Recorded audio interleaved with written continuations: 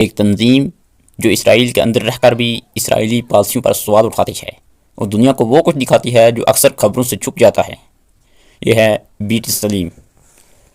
بیت سلیم ایک اسرائیلی انسانی حقوق کی تنظیم ہے جو 1989 میں قائم ہوئی۔ اس کا کام ہے مقبوضہ فلسطینی علاقوں میں انسانی حقوق کی خلاف ورزیوں کو دستاویزی شکل دینا اور عالمی سطح پر رپورٹ کرنا۔ یہ تنظیم زمینی حقائق اکٹھے کرتی ہے، فوجی کارروائیاں، گرفتاریوں کے حالات، فلسطینی شہریوں کے ساتھ سلوک، بستیوں یعنی سیٹلمنٹس کی توسیع اور جیل نظام کی حقیقت، یہ سب ڈیٹا، ویڈیوز، گواہوں کے بیانات اور فیلڈ رپورٹس کی شکل میں سامنے آتا ہے۔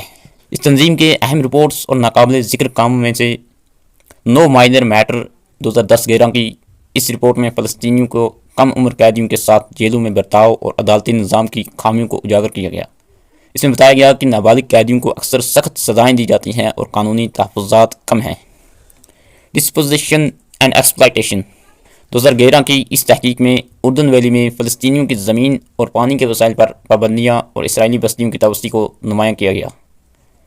2012 کی اریسٹڈ ڈیولپمنٹ رپورٹ میں دیوار فاصل یعنی سپریشن بیریئر کے اثرات بیان کیے گئے، جس نے کئی فلسطینی علاقوں کو زرعی زمینوں اور بنیادی سہولیات سے کاٹ دیا۔ Unwilling and unable Gaza میں گریٹ مارچ آف ریٹرن 2021 کے مظاہروں کے دوران ہونے والے جانی نقصانات اور اسرائیلی تحقیقات کی ناکافی نوعیت پر روشنی ڈالی گئی۔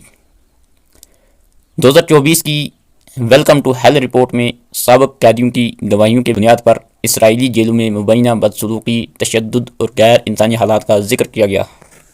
2025 کی آور جینوسائیڈ رپورٹ میں، جس میں غزہ میں بڑے پیمانے پر شہری ہلاکتوں اور تباہی کو بنیاد بنا کر اسے نسل کشی یعنی جینوسائیڈ کے طور پر بیان کیا گیا۔ بین الاقوامی سطح پر بیت سلیم کو ایک اہم انسانی حقوق کی آواز سمجھا جاتا ہے اور اس کی رپورٹس اقوام متحدہ اور دیگر اداروں میں حوالہ بنتی ہیں۔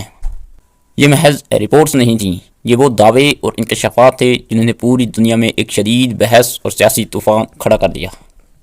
یہ تنظیم صرف رپورٹس نہیں کرتی، یہ سوال اٹھاتی ہے کیا جنگ کے دوران انسانی حقوق واقعی محفوظ رہتے ہیں، اور یہی سوال اسے دنیا بھر میں بحث کا مرکز بنا دیتا ہے۔